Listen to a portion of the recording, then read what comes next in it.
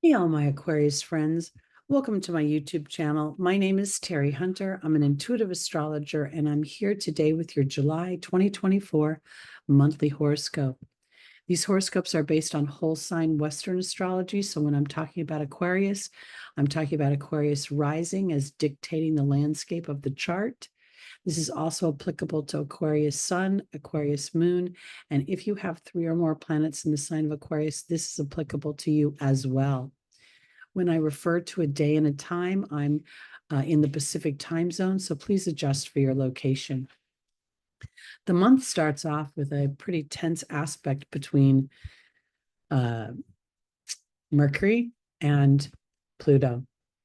Mercury rules our everyday thoughts. It rules our everyday activities, our communications, our roadways, our schools, teaching, writing, speaking, all the little short bits of information you get on Twitter. That would be a Mercury's domain. And it is in opposition to your, it's on the cusp of your sixth and seventh house. So this could, in some ways, indicate that there is an opposition to, you've got Pluto in the early degrees of your first house. And this is heralding in a lot of transformation for Aquarius, really a reinvention, and a reinvention from a place that is of great authenticity of your heart to express your genius, to express your a 2.0. And often you'll see the Aquarius energy is very thinks about the big picture of things, how the world can be a better place, how to make things run more efficiently for everyone. Now, this is coming into conflict with your everyday work life. You can see this opposition. There is a trine here to Neptune, which is favorable, and there is a sextile here to Uranus. And these planets are actually very powerful in that they are playing in the background of all our lives for over the next Pluto sextiling Neptune will go for about the next 10 years plus. Neptune is sextiling Uranus. That will be maybe 4 years, five. I don't have the dates right now, but between retrogrades before it moves into Gemini. And Uranus is making a trine to Pluto. Pluto rules the deep psychological imprint. Neptune rules where we've run and hidden and escaped from maybe the greater things that are in our lives, our creativity, our Neptune on the shadow side feels very lonely. You know, it goes into the bedroom and it spends time sleeping and isolating a bit. When we think about how that affects the masses, that's in the form of places where we put people who don't fit into society, like prisons and mental hospitals and orphanages and foster care. So there can be a potential of feeling this sense of isolation. Your ruling planet here is involved, Uranus, and this is the liberator. This is the one that's saying, you know what, I'm not so sure. I think this is in your fourth house. So any old stories that you've been accustomed to about your childhood or about how you were raised potentially have an opportunity for transformation, but it comes through some sort of outside influence. So this is you kind of going through this transformation, and Mercury would now represent for you the outside influence. Now, I wanted to bring to your attention that there is in this chart an enormous amount of ones. The 28 reduces down to a 10. The sun is at 10 degrees. We see the nodes are at 11 degrees. Neptune is at 29 degrees, which reduces down to an 11. And this has been going on for quite some time, very slow moving planet. Saturn has been at 19 degrees for, by the time it moves 1 degree to 18 degrees, it will have been at 19 degrees for 6 weeks almost. And that's again, reducing down to a 10. And here's the one of Pluto in your first house. So there is a lot of awareness about how you think, about how your thoughts are manifesting very quickly. And if there's disruptions as represented by Mercury, then these are to awaken you from some sort of mundane thought or some sort of feeling tethered in some way to a certain amount of responsibility for something else that isn't authentic to you. That's the way I want to put it. The sixth house of Cancer would have that Virgo overlay of some sort of duty, some sort of responsibility. And it could also, that could be challenging your health if it's not aligned to your heart. It could be making you stressed out, and that could be exasperated by Saturn, your second house of self-worth. Now let's go to the second. Now Neptune has officially gone retrograde, and it is not lost on me that the moon just happens to be at 1 degree at 12 o'clock. 12 o'clock is noon is the time astrologers use sort of as a general time. And so I just found that to be rather humorous, adding to the mix. The opposition continues, and this brings mental awareness for you. It gives you an opportunity to define what is most important to you and what you want to experience. Both Venus and the Sun will experience this opposition before the month is over. And it's not lost on me that Venus is at 19 degrees. The Sun has moved to 11 degrees. The ones continue. Venus is making a beautiful aspect in the form of a trine to Saturn, but this aspect is some sort of revelation, some sort of awareness of your historic reputation, how you've been categorized. We can get categorized into certain behaviors before we've even gotten out of being a toddler, and they haunt us for our whole life. So there's a little something there that feels like the second house of Pisces is a family history, Saturn ruling history, and now there's a sense of coming to terms with it. This Libra, 10 degrees, I mean, it's not 10 degrees, it's a 19 reducing down to a 10, making a favorable aspect to Venus as she moves forward. And then we see the 11th degree Sun making a favorable aspect to Mars in your fourth house. And this is this favorable, well, that's Venus actually making the favorable aspect to Mars. But I want to offer it this way. Mars is considered in detriment in Taurus because Mars has to kind of walk the earth. And I have for some reason this month, seen the Taurus energy as if it was a forest. And Mars is walking through like a pioneer of an adventurer. He's not familiar with the forest, so he's got to slow down and watch his steps so he doesn't step on a snake or fall down a ravine, and listen to the sounds of the forest. When they're quiet, there's danger afoot.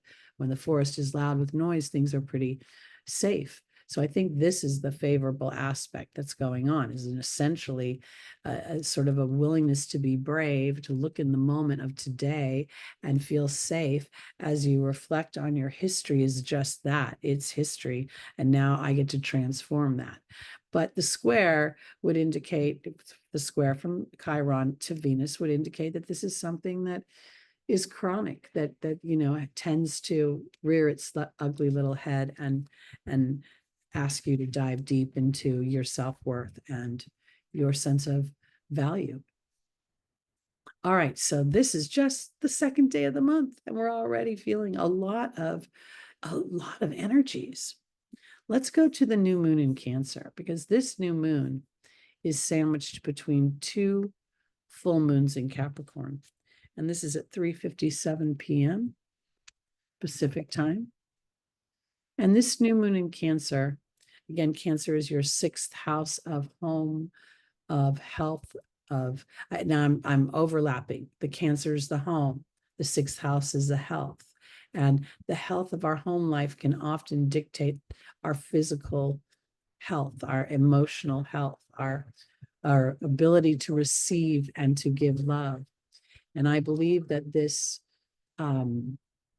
new moon is the opportunity to plant the seeds for that very thing, to feel a sense of ease and flow with how you self-nurture, how you nurture others, what you feel that you are obliged or obligated, however you like to say it, to be of service to.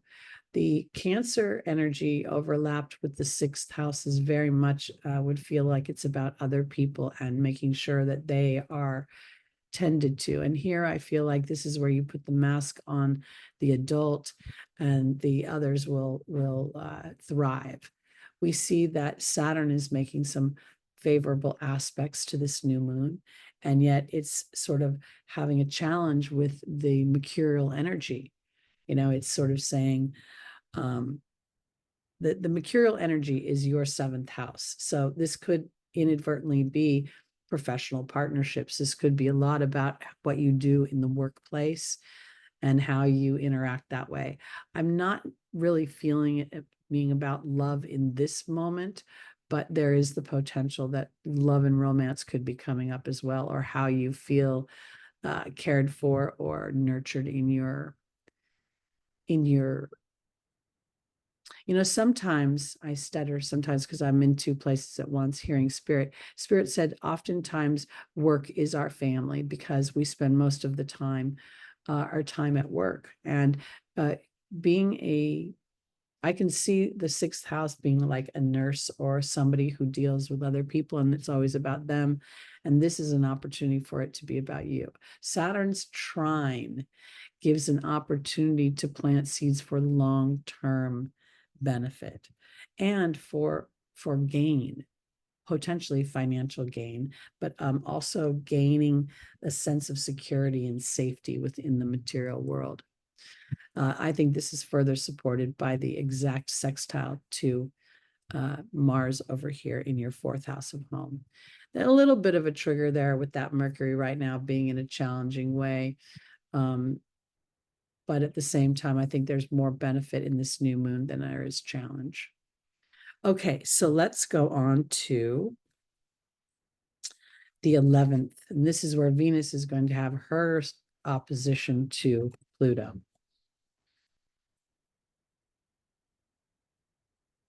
And this feels honestly like a series of waves of mental, emotional, and in many ways how I shine my light. How it feels like waves of opportunities for awareness, for reconciliation. I'm not really big on releasing. I don't really think things can be released. The human brain tends to imprint things, and it runs like a loop in the background. So here, this opposition between your first house and the cusp of your sixth and seventh house is really about how you feel valued and how you feel valued in an exchange of energy. And I want to offer this too, because, often the human tends to look to others for value, but with an Aquarius first house, I really think it's important to express the genius within and allow yourself to sort of go where no man has gone before, and they'll catch up later, is the way I want to put it. Meaning the outside world will catch up with your invention, your innovation, your reframing, and your authenticity is enrolling for other people. It's engaging to other people. So I think this is pretty cool. And now the sun's at 19 degrees. So it's just, again, as I chose the transits, the numbers and the degrees popped out at me. Look at Jupiter's at 10 degrees. Jupiter's in your fifth house of entertainment, fun, laughter. And the fifth house of Gemini is very light, very airy, very mobile. You might see yourself going lots of different places and doing lots of different things over this month. Okay, let's go now to a little bit of a challenging dynamic. When we get to the 15th, we're actually feeling it here. Mars and Uranus are starting a conjunction. It's going to be exact on the 15th at 26 degrees. And this is a polarizing dynamic for me. If you, Aquarius, have some challenges with, the males in your, or male energy in your home, this could be a day where things kind of hit the fan. And on the same note, it could be a very liberating day. It really depends on where you are in your own journey of awareness, because I think people who are standing in a bit of a patterned behavior or patterned thought are going to have challenges. They're not going to even see their own pattern getting in their way. And that is evidenced by Venus at 19 degrees moving forward, making a quincunx to Saturn retrograde, something, some old history is going to come back, something to do with your self-worth, with how you perceive yourself as valuable and your skills. And then we look at that Leo house, it could be inadvertently a partner makes a comment and it feels cutting and it feels so hurtful. And yet your standing in awareness may allow you to individualize it. So here is Pluto offering you this trine to Mars and to Uranus, sort of like, you know what, I see you in your pattern and I don't need to respond. And I think that's could be challenging because we see the opposition that's growing between Pluto and the sun, and there's still remnants of Venus's energy opposing Pluto. So this could be, this could be a spiritual awakening for you. It could literally say to Aquarius, you know what, I can't do anything about other people, but I know what I can do about me. And this is evidenced by this ongoing sextile to Neptune. I know that the universe is working out for me. I know that every disruption has some sort of rainbow, some sort of illumination at the end of it. Maybe something's better than I think. And now this opportunity or this situation may feel like a what show, but it could lead to something greater. Some of my personal greatest choices came from somebody who pissed me off and tried to put me in a box and I didn't like it. So I think that's going to be very powerful. Now we go to the 17th, where Mars is going to move into Gemini. And last time Mars was in Gemini, it spent 7 months there. 7 months in your house of personal expression, of fun, entertainment, joy, the clown, the comedian, the place where we find romance, the place where we find a sense of there's a childlike excitement inside of the 5th house, and Gemini is a child. It's very youthful. Even people who are dominantly Gemini tend to retain their youth into their old age. But that's not the point I'm trying to make. What I'm trying to make is Mars has been around the zodiac after spending 7 months in the house of communication. And I think Mars learned a thing or two.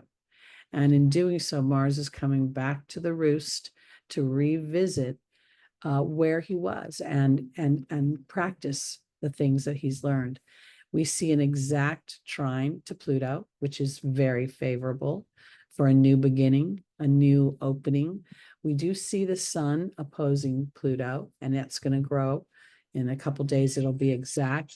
But here it's where the outside world may not see your transformation. This isn't something you can talk about. This is something people get to observe about you.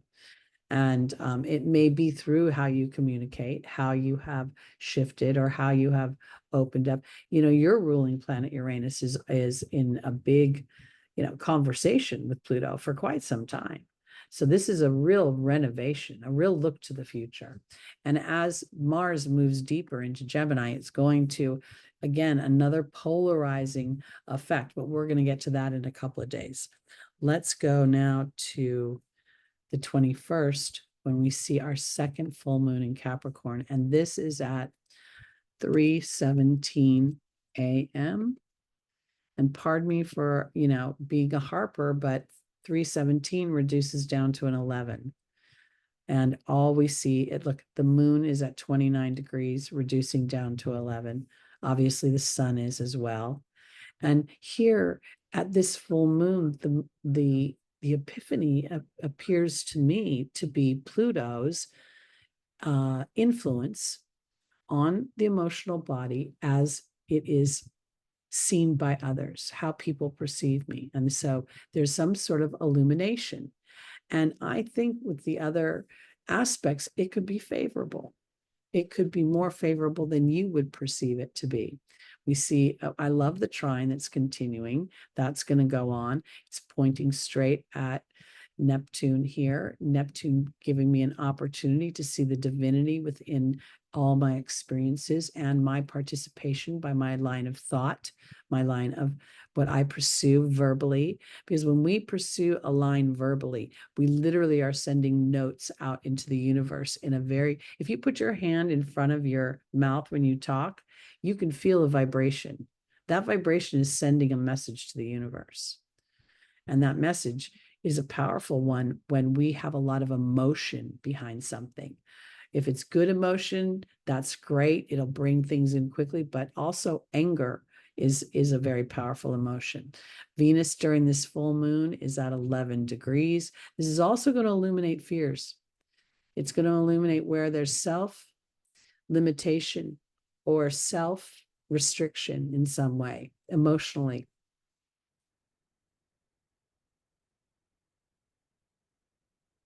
And I just want to emphasize again that the Capricorn first full moon in Capricorn at the end of June, right, as Saturn was about to retrograde, illuminated something. This now feels like it's capitalizing on it, like it's almost another piece of the puzzle that's coming together in a way to allow you a more discerning way of communicating both to others and to yourself. The big challenge, I think, during this, what may be revealed here, is this Mercury's square exact to Uranus. Uranus being, your ruling planet of liberation and of rebellion. And there you may find yourself rebelling against your, Leo energy. That could be a conversation or how your partner speaks to you, or how you speak to your partner, or your siblings, or your office mates, your partnerships in professional environments. Okay, so now the thoughts will go back to, we're going to start to see, we're going to move to the next day. We're going to see a little bit of a, how do I want to phrase it? I think everyday life is going to get a little bit busy to the point where all these concepts we've been trying to be aware of, all the thoughts we've been trying to be aware of all month long, now get muddled in the potentials of what must come in the way of our everyday activities. The things, I got to get the laundry done. I've got to get food in the refrigerator. I've got to get the kids to school. I've got to go to work. I've got to. And all of that feels like it's in a little bit of conflict with your new ideas about how you want to run your life and how you want to be seen and how you want to feel in the everyday world. And I think that's just normal human, structure. So it's really not trying to stop the structure, but just allowing for the awareness, because what blocks the awareness is Mercury. Mercury feels as if it doesn't see the spirituality of whatever's squaring it right now. Doesn't see the innovation or the potential to move forward. Instead, it's somehow stuck in how it's thinking. And Leo is a fixed energy. So Mercury is very much more focused on what it wants. It almost feels like it's arguing its point. And so in that respect, now recognizing everybody has their own story, their own set of ones in their life that are dictating how they think, or making them aware of how they think. Now you have choices in reaction. So that's positive, I think. We see on the 26th that Mercury is going to move into Virgo in its domicile. And this, to me, kind of really emphasizes this getting back to school feeling, even though it's not even September yet, because there's two quincunxes, one from transformational Pluto in your first house, and the other over here on the cusp of your second and third house. It's just a blind side. It's like literally feels like the mercurial mind just takes over, and it all feels very practical. These are all things I must do. I'm obligated to be of service. And yet your 8th house of Virgo is a very transformational house, giving you an opportunity to release yourself from any mental slavery and obligation to something else that doesn't serve your abundance. And it's not about taking your eye off the prize of your responsibilities as much as it's infusing within your day self-care. Virgo rules our daily habits. And here we're going to see Mercury dominating your Aquarian thoughts into your what's happening in everyday life. and how that's, how you're making your money, what resources you have, and maybe even potentially, but these aren't the sexiest planets, could be, well, Pluto rules sex and the eighth house rules sex, but here's a blind side. So I'm not really feeling the sexy part as much as I'm feeling money and obligation and work and duties and responsibilities. All right, let's go to the 31st. Let me click off of Mercury. And here, the planets have dispersed a bit. They're not all crowded around each other. But what we do see happening now is Mars is firmly planted in Gemini, and it's coming up on Jupiter. Jupiter's technically in detriment in Gemini. We see it making a square and a half to Pluto, your first house. And I feel like that is really kind of representing this.